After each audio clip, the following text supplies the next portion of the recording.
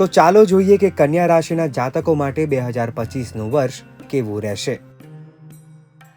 શારીરિક તેમજ માનસિક રીતે સંઘર્ષનો સામનો કરવો પડે, જૂની બીમારી ફરીથી લાગુ પડે તેવા યોગ, ઘરમાં સાથે રહેતા માતાની તબિયતની કાળજી રાખવી જરૂરી।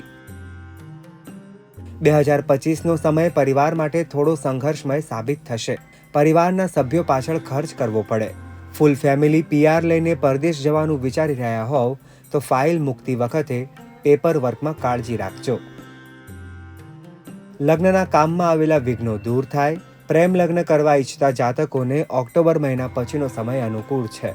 ઓક્ટોબર, નવેમ્બર, ડિસેમ્બરમાં સંતાન પ્રાપ્તિની મનોકામના સાકાર થવી આસાન બને। અભ્યાસના યોગો ખૂબ સારા બને છે। કર્ક રાશિના ગુરુ મહારાજ તેમજ મિથુન રાશિમાં ભ્રમણ કરતા ગુરુ મહારાજ સફળતા આપે તેવા યોગ। મિથુન રાશિના ગુરુ મહારાજ નોકરીમાં સફળતા અપાવે। મે મહિના પછી નોકરી મેળવવાના યોગ પ્રબળ। ધંધામાં નવા ઓર્ડર મળે, બિઝનેસમાં વૃદ્ધિ થાય। ભાગીદારો સાથેના સંબંધમાં ખટાશ ન આવે તેનું ધ્યાન રાખવું। આર્થિક સંકળામણમાંથી બહાર નીકળવાના યોગ વધારે સારા બને છે। જે જાતકોનું કામકાજ કમિશન અને દલાલી સાથે સંકળાયેલું છે તેમને આ સમય દરમિયાન વિશેષ કમાણી થાય। ઘર, મકાન અને જમીન ખરીદવાના યોગ પ્રબળ। જૂનું ઘર રિસેલમાં ખરીદવાનો પ્રયત્ન કરશો તો વધારે સારી સફળતા મળશે।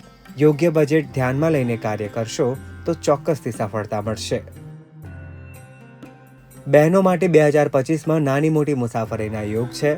સંતાન જંગતી બહેનોને સંતાનનું સુખ પ્રાપ્ત થાય। લગ્ન કરવા ઈચ્છુક બહેનોના રસ્તામાંથી વિઘ્નો દૂર થાય। મેથી ઓક્ટોબરનો સમય નોકરી મેળવવા માટે ખૂબ જ સારો। શનિવારે શનિ મહારાજને સૂર્યાસ્ત પછી તેલ ચડાવવું, ધર્મગુરુને પૂજન અર્ચન તેમજ જરૂરિયાત મુજબનું દાન કરવાથી શુભ ફળની પ્રાપ્તિ થાય।